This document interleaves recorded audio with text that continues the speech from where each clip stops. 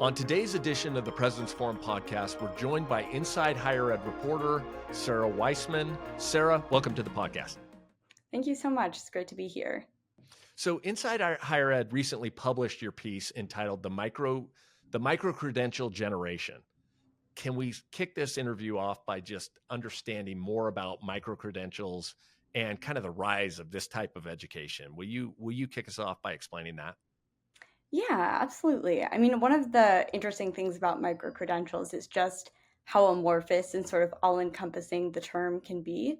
Micro-credentials generally refer to any program that's shorter than your traditional 2-year or 4-year degree, that shows that you've mastered a certain set of skills or competencies. They can be, in a specific field like healthcare or IT or cybersecurity, or they can show, you've mastered graphic design, or even there are micro credentials in things like emotional intelligence. And they're offered by all kinds of providers. So you find them frequently at community colleges, sometimes at universities, both nonprofit and for profit, and all kinds of companies offer them, massive open online course providers. So they're really quite varied. And in terms of the rise, it's hard to sort of track how much they're proliferating, but we know that they're increasingly popular and students are increasingly interested in them. So why are they popular? Well, I mean, I think the key term is short here. Students who are already sort of questioning the value of a traditional degree and how much it costs and how long it takes are, attracted to alternatives. And the promise of a potential wage boost from something that could take, anywhere from 3 weeks to 9 months to a year is a compelling proposition for students who are looking for something different. So the value proposition is, okay, it doesn't take too much of my time. So there's an opportunity cost that's involved in that as well. It's like, hey, I don't have to go to school for 4 to 6 years to get a credential, to get a job. I can go for a shorter time. What about the actual cost of the micro credentials? What are we seeing here? Are we seeing costs that rival traditional education? Are they lower in cost? Is it all across the board? Tell us about that. Yeah, that's a really good question. I think there's definitely more research to be done and more research in process about the cost of micro credentials because they are so varied and there's so many different kinds and so many different prices. But you can find micro credentials that do cost thousands of dollars. Granted, they're not going to cost as much as 4 years worth of traditional higher education. So I think for a lot of students, that is a big driver for why they're interested in these types of programs.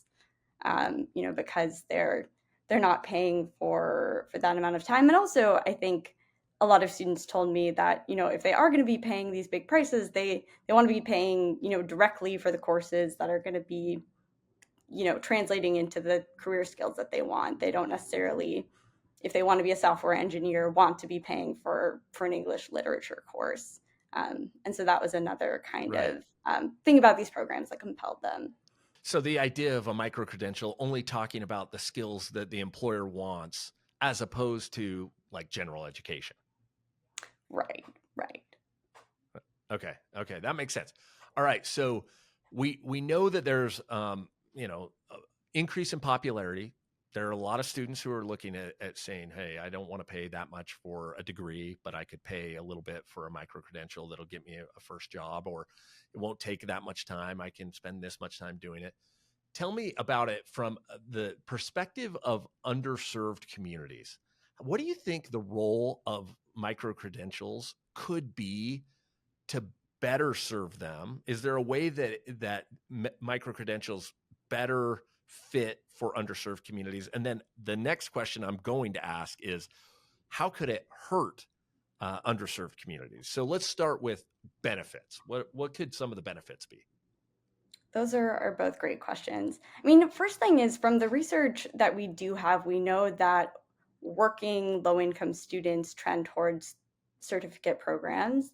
We also know that students of color are disproportionately in certificate programs. And, granted, that's just one kind of micro-credential, but I think that gives us a sense of who's who's maybe sort of more excited about these programs than others.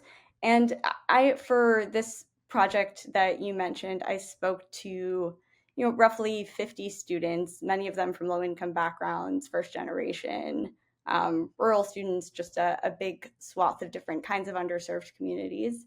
And I think something that often came up was a degree just didn't feel feasible for them at the time. They were juggling kids, they had to work while in school, they had family caretaking responsibilities, and they just, were concerned that life was eventually going to get in the way if they were trying to undertake something that took 2 years and, something more bite sized, maybe 9 months, 5 months felt like it was actually something they could complete.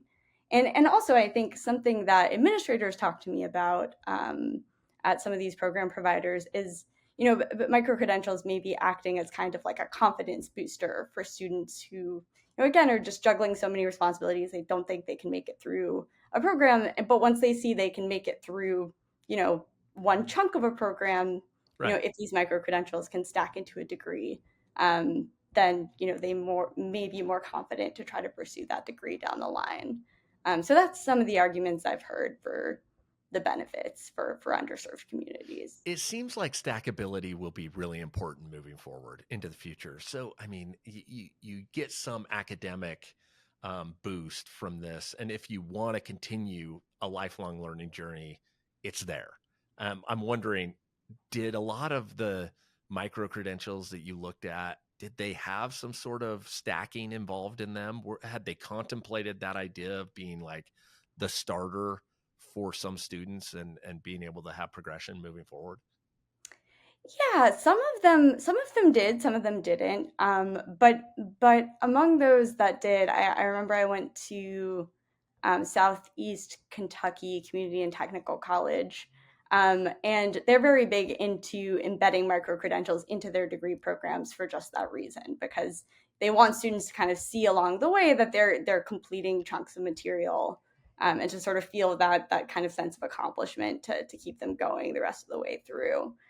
So yeah, so Right. it does seem like stackability is important, for the potential that they could have for underserved communities. And also something I've heard is that stackability needs to be communicated to students. If students don't have a clear understanding of how Right. their credentials add up to something, and it isn't a smooth transition, then your stackability kind of isn't, as helpful as it could be. Okay, so let's talk about the downside. There's some accountability and transparency roadblocks that come with the rise of micro credentials, clearly. Tell us a little bit about that. What are the worries for the way that this could negatively impact all micro credential seekers, but especially those from underserved communities? Yeah, I mean, I feel like the real challenge with micro credentials is at the moment, in some ways, it's sort of a wild west. Degrees have a certain amount of federal scrutiny. Some micro credentials do too.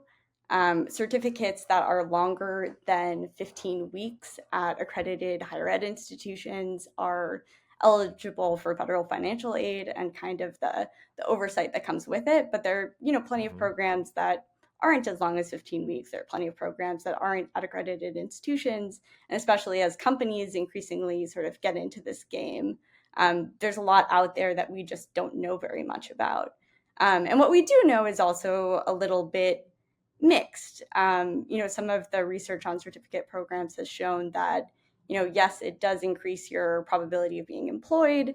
It does give you a positive earnings boost, but that boost can wane after a few years. And students might not know that, to get that next raise, that next salary boost, they have to upskill, they have to continue their education. Right. And also, it really depends on the kind of micro credential programs. Like the kinds that tend to do better are, focused on a specific in-demand career field like healthcare, versus Right. maybe kind of something more general. Um, so yeah, so there are questions about whether students are, if researchers are having trouble parsing, what are quality micro credentials, all the more so, students who are, maybe doing their own research and trying to figure this out by Right. themselves. Yeah, that is fascinating. Well, Sarah, thank you for joining us today, and thanks for talking through this article. Absolutely. Thank you so much for having me on.